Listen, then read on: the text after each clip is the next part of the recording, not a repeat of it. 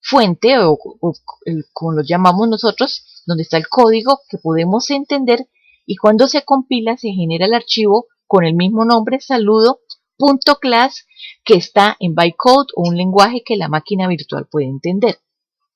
Finalmente, ya listo el archivo que no tenga errores ni nada, entonces se ejecuta utilizando la máquina virtual. Recuerde lo que mencionaba antes, existe una máquina virtual por cada sistema operativo, pero lo ideal o lo que se ha pensado con Java es que en el momento en que yo tengo el código en bytecode, lo puedo ejecutar en cualquiera de las plataformas. Ahora, en Java podemos desarrollar applets y aplicaciones. Los applets son porciones de código que van incrustados entre páginas web y se transmiten a través de Internet, mientras que las aplicaciones son programas independientes que se hacen para los equipos, para un equipo de escritorio, por ejemplo. Las aplicaciones tienen su propia ventana y los applets no. Esto es lo que los diferencia. En Java también hemos mencionado, hay palabras reservadas. Hay más palabras que estas que están acá. Lo importante, estas son como las que más se van a utilizar, por eso las debemos seguir analizando, mirando qué significa, para quienes tengan problemas con su significado en inglés, vayan mirando qué significa para luego poderlo asociar fácilmente en el punto en que se utilizan. De particular, estas palabras tienen, ya dijimos que están en inglés, y segundo, que todas son escritas en minúscula. Entonces es importante eso. ¿Por qué? Porque Java es sensible a minúsculas y mayúsculas. Si ustedes colocan alguna de estas palabras reservadas con mayúscula, él las va a ignorar. Recuerden también que estas palabras reservadas, la condición que tienen es que no las puedo usar para nombrar una clase o para nombrar una variable que defina en mi programa. Ya conociendo entonces qué palabras reservadas, comenzamos a mirar los tipos de datos primitivos. Los tipos de datos primitivos son los que forman parte del núcleo del lenguaje de Java, o sea, los puedo utilizar y tienen un significado especial. Aquí, en la columna de tipo, vamos a encontrar las palabras reservadas, algunas de las palabras reservadas. Precisamente son las que se utilizan para indicar qué tipo de dato es. Entonces, por ejemplo, si el dato es un carácter, se utiliza char.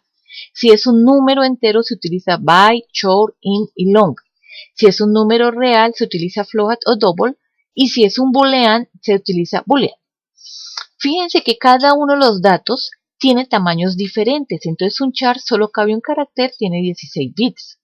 En un byte es la opción o la especificación más mínima de la definición de tipos de datos y tiene 8 bits. Puede tener almacenados valores desde menos 128 a 127. Short tiene 16 bits y aquí tenemos los límites. Int tiene 32, tenemos sus límites, y long, ya más extenso, tiene ese tamaño. En float tenemos el float desde 32 bits. Acuérdense que en este momento manejamos punto decimal, y el double tiene 64 bits, o sea, mayor capacidad. En boolean tiene solo un bit. Va a almacenar verdadero o falso, pero fíjense que aquí lo que guarda es un valor entre 0 o 1, que significa o verdadero o falso. Falso 0, 1 verdadero. Entonces, estos son los límites de variables, de la cantidad de datos que yo puedo guardar en la variable. Si yo quisiera guardar un valor, por ejemplo aquí, mayor que 127, él lo que va a hacer es convertirme el número en negativo, porque se afectan los dígitos más significativos, que son los de la izquierda. Variables primitivas. Entonces, una variable, recordemos, es una localización de un espacio en memoria donde se puede almacenar un valor. Este valor puede cambiar en el proceso del programa, entre toda la ejecución del programa. Y cada vez que yo defina una variable, le debo dar un tipo de dato. Cuando ese tipo de dato es un tipo de dato primitivo, pues la variable también se llama primitiva. Para declarar variables, entonces, regla de sintaxis o reglas del lenguaje en Java. Todas las variables deben ser declaradas antes de ser utilizadas. El formato de declaración es decir qué tipo de variable es y un nombre. Entonces, aquí en estos tipos, en lo que hemos visto hasta ahora, vamos a utilizar los tipos de dato primitivo. Más adelante veremos que se pueden trabajar otro tipo de dato. Ahora, cada vez que yo vaya a definir una variable, puedo repetir esta forma durante cuántas líneas necesite. Por ejemplo, puedo decir int edad, int mes, int altura. Entonces puedo repetir varias líneas con cada uno con una variable diferente. Si todas las variables son del mismo tipo, entonces podría definirlas en una sola línea, es decir, int, edad, coma, meses, coma, altura. Eso depende de las necesidades dentro del programa. Ahora, entonces, las instrucciones más básicas ya las hemos visto, las vamos a repasar. Para la declaración de variables tenemos int, que es un entero, double para real, char para un carácter, o sea, una letra, string para una cadena de caracteres, boolean para una variable lógica de falso o verdadero.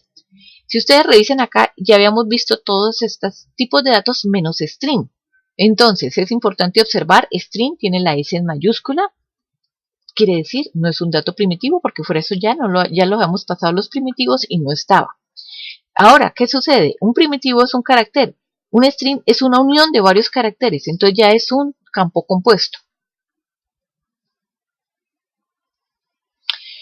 Aparte de la declaración de Java, en Java, en las estructuras secuenciales, entonces teníamos la entrada. La entrada consiste en que yo le voy a dar información al computador por cualquier medio, un micrófono, un teclado, el mouse, un archivo ya sea en el mismo computador o en una memoria USB. Cuando en el pseudocódigo escribíamos leer nombre, consiste en que alguien por alguno de estos métodos envía el dato y en la memoria hay un espacio reservado para esa variable nombre y lo que recibió por alguno de estos medios lo deja almacenado allá. Entonces, consiste en trasladar lo que el usuario ingrese a la memoria. Obviamente, este campo nombre lo tuve que haber declarado antes. Para este ejemplo sería un tipo string. Contrario a eso, encontramos la salida, que es la opción diferente. Cuando decíamos escribir nombre, entonces lo que hacemos es que en la memoria busca la variable nombre donde está guardada y lo que estaba aquí lo lleva a uno de estos medios de salida. En este momento aquí lo vemos reflejado en la pantalla del computador. Pero esa salida puede ser a una impresora, a cualquier otro, una tableta, otro celular, parlantes, o puede ser almacenado en archivos en algún medio, por ejemplo USB o en el propio computador. Y el cuarto tipo de dato en las secuenciales es las asignaciones. Entonces, la asignación, recuerden, debo declarar una variable.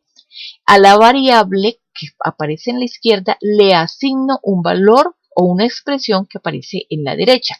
Recordemos que en PCI no utilizábamos la flecha. Aquí vamos a utilizar es un signo igual. Entonces, tenemos un espacio en memoria reservado con una variable que la hemos llamado cantidad.